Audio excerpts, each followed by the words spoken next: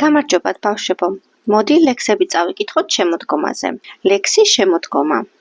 ავტორი მურმან ლებანიძე. უხარია შემოდგომა ყველას, დიდს თუ პატარას, იმიტომ რომ კაკლებს ბერტყენ, ადუღებენ თათარას, იმიტომ რომ ვენახს კრეფენ, ქვევრებს რეცხენ ღიბიანს, იმიტომ რომ რაც ხილია, ყველა ხილი მწიფია, უხარია შემოდგომა ყველას ასე ძალიან, იმიტომ რომ სავსეა ბეღელი და ნალია, იმიტომ რომ სავსეა კალათი და გოდორი, იმიტომ რომ ირევა ცაში ოქროს ფოთოლი. შემოდგომა ჰქვია.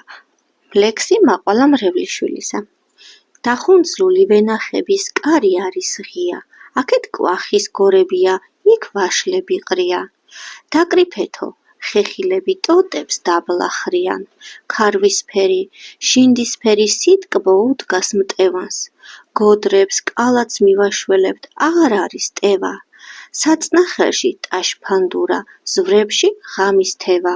გზას ვერ უქცევ გოდრიანი მანქანების გრიალს, უფრთხი თავზე გადმომზირალ მუშტის ტოლა ქლიავს და ფოთლები ცეცხლისფერი ორღობეში ქრიან.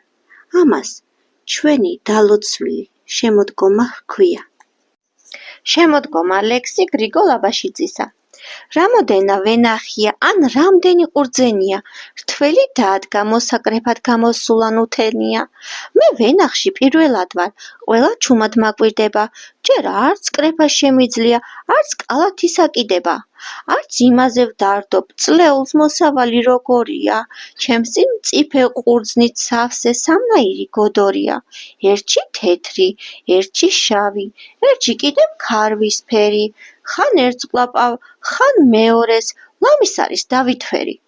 პატარა ვარ, გავიზრდები, მოვა ჩემი გარჯიშჯერიც, ჯერ ჯაგანი მომაწოდეთ, ან აკიდო ამიჭერით, რომ ყურძენი სახლის ხვენზე ზამთარშიაც ეწყოს ბლომად, უხმარ თველმა, ბევრმა ხილმა, შემაყვარა შემოდგომა.